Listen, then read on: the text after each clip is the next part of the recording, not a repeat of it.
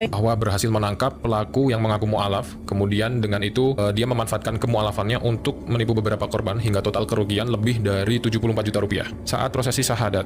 Di teksnya begitu, nggak pernah mungkin mendengar hasil bacaannya. Berapa ya? Jadi seperti ini. Oke, dia ditanyain apakah hafal syahadatnya, dia bilang kurang hafal.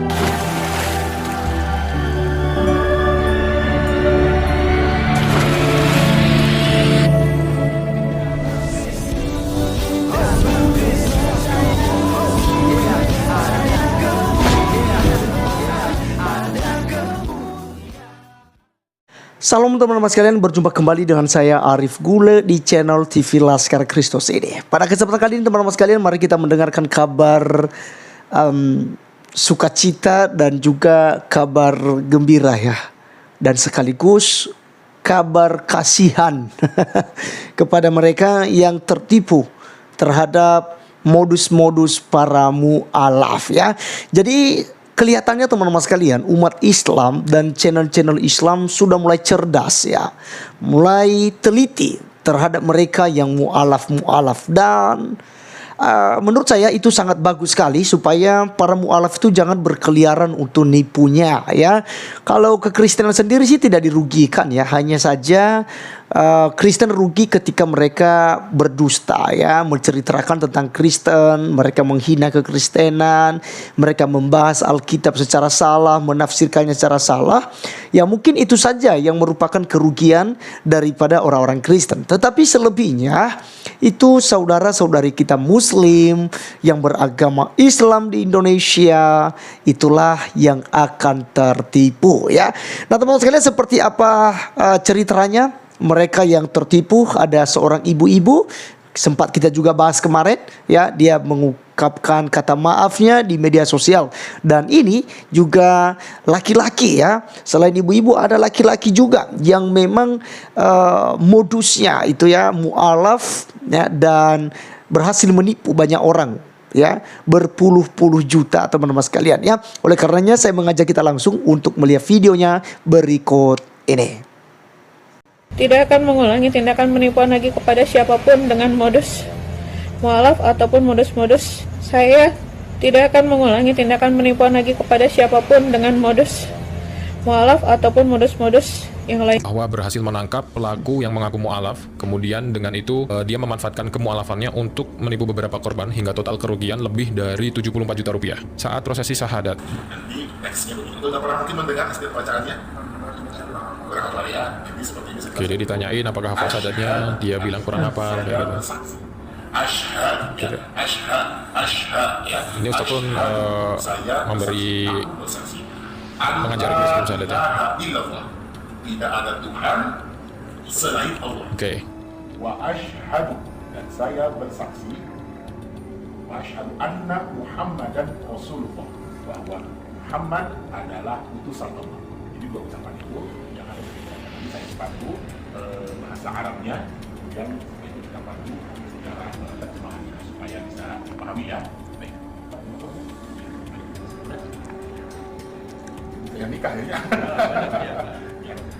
Dihadirkan, dilaksanakan Allah, dan insya Allah kita akan Allah di doanya.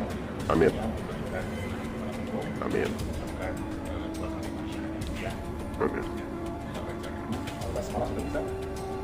Bismillahirrahmanirrahim. Ar-Rahmani Ar-Rahmani Ar-Rahmani Ar-Rahim. Baik, saya dulu pelan-pelan saja supaya ini. Asyhadu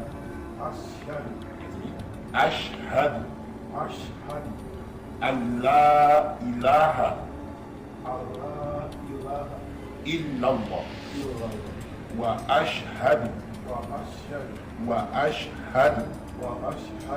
anna Muhammadan Rasulullah. Aku bersaksi tiada Tuhan selain Allah, dan aku bersaksi bahwa Nabi Muhammad adalah utusan Allah. Allahu Akbar.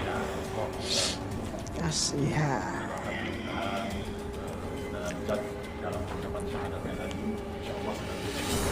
Oke, jadi itu tadi video prosesi syahadatnya. Bisa dilihat di video itu sebelum syahadat, Ustadz pun memberi arahan prosesi syahadat seperti apa, artinya bagaimana, dan nampak di situ mukanya memang jago banget ya memelasnya ya, mengibanya ya. Muka-muka melas biasa lah itu yang terjadi di modus-modus orang yang mengaku mu'alaf. Persis sama teman-teman yang melihat di video kami sebelumnya, ibu-ibu yang mengaku mu'alaf itu tadi. Mungkin sebagian besar orang kalau ketemu dengan mereka itu memang betul-betul bisa mengimba gitu loh.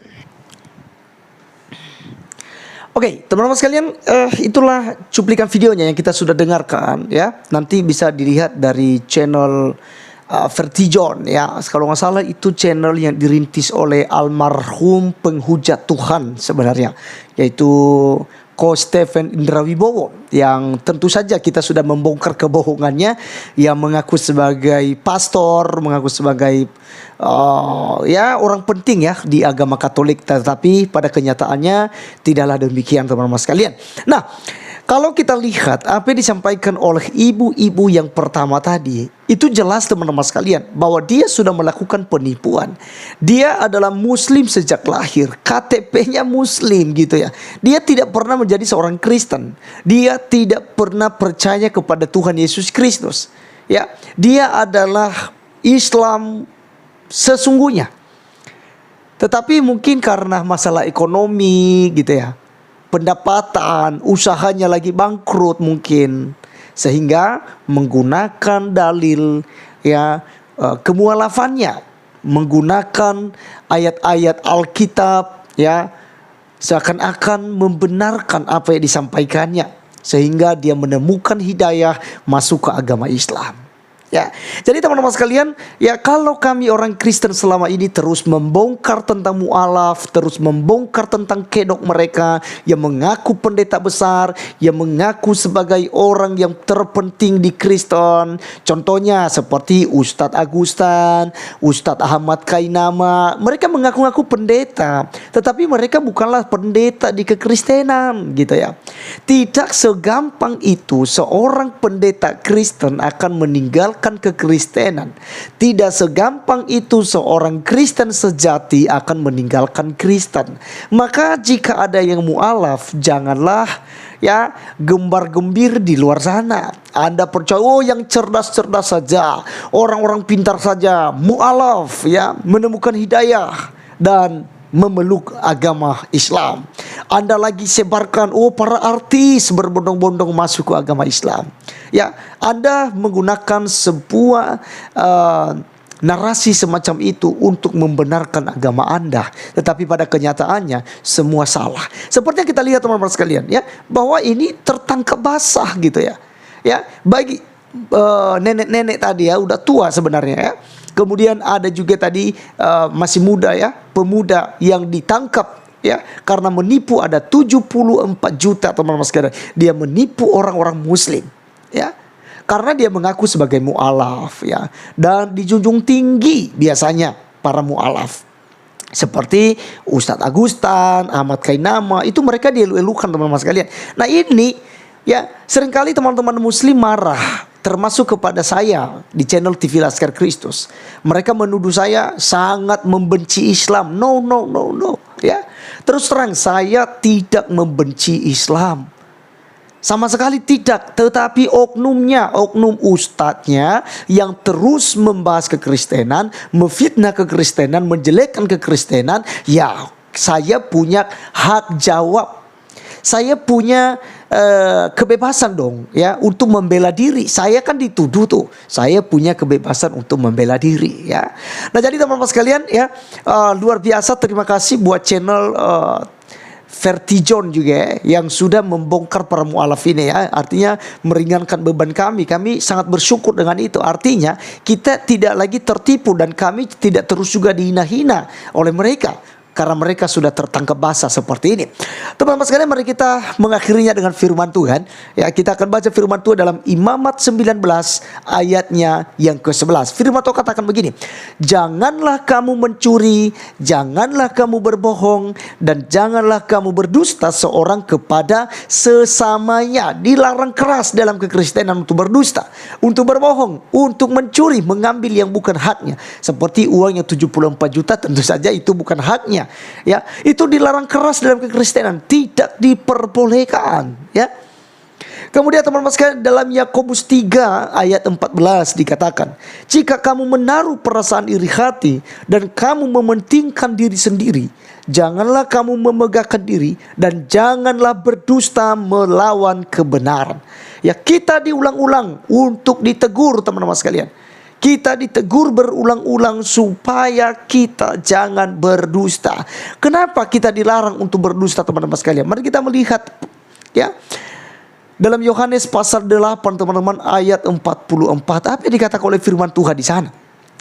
Iblislah yang menjadi bapamu dan kamu ingin melakukan keinginan-keinginan bapamu. Ia adalah pembunuh manusia sejak semula dan tidak hidup dalam kebenaran. Sebab di dalam dia tidak ada kebenaran. Apabila ia berkata dusta, ia berkata atas kehendaknya sendiri. Sebab ia adalah pendusta dan bapa segala dusta, ya. Nah, jadi teman-teman sekalian, ini penyebabnya kita dilarang keras untuk berdusta. Karena pekerjaan iblis, pekerjaan setan, kalau di Islam ditaunya jin, ya. Jin kafir dan jin muslim juga katanya ada itu, ya. Ada jin baik dan ada jin yang tidak baik. Tetapi pada dasarnya teman-teman sekalian, pekerjaan iblis yang kita kenal dalam kekristenan adalah berdusta, menipu manusia. Dialah yang menipu manusia pertama, yaitu Adam sama Hawa. Maka teman-teman sekalian, ikutilah ajaran Tuhan Yesus Kristus. Karena ajaran Tuhan Yesus Kristus adalah ajaran kasih, ajaran yang menjunjung tinggi nilai kasih. Kasihilah sesama manusia, bahkan kasihilah musuhmu. Berdoalah bagi mereka yang menganiaya kamu. Ini ajaran yang benar. Inilah ajaran kekristenan yang membawa Anda kepada kebenaran. Karena ketika Anda percaya pada Tuhan Yesus Kristus, Anda akan menemukan jalan menuju surga. Karena Yesus Kristus berkata, akulah jalan, kebenaran, dan hidup. Tidak ada seorang pun yang datang kepada Bapa kalau tidak melalui aku. Maka ketika Anda percaya pada Tuhan Yesus Kristus, melakukan segala perintah-perintahnya dengan sungguh-sungguh, maka Anda menjadi Kristen sejati. Dan Anda berhak untuk menerima kehidupan yang kekal yang sudah dijanjikan oleh Tuhan kita Yesus Kristus. Haleluya, ya. Jadi pesan moral buat teman-teman yang Kristen, ya, jauhilah kejahatan, jauhilah dusta, jauhilah kebohongan, jangan menipu. Cukupkan dirimu dengan apa yang ada padamu, ya, dan mengucap syukurlah dalam segala keadaan, dalam segala hal, ya. 1 Tesalonika 5:18 berkata, ya, mengucap syukurlah dalam segala hal, sebab itulah yang dikehendaki Allah di dalam Kristus Yesus bagi kamu. Jadi jangan ingini, ya, kepunyaan sesamamu, harta sesamamu, istri sesamamu, anak-anak sesamamu, tetapi cukupkanlah dirimu dengan apa yang ada padamu. Terima kasih teman-teman sekalian, sekian video kali ini. Sampai ketemu di video selanjutnya. Tuhan Yesus memberkati kita. Salam.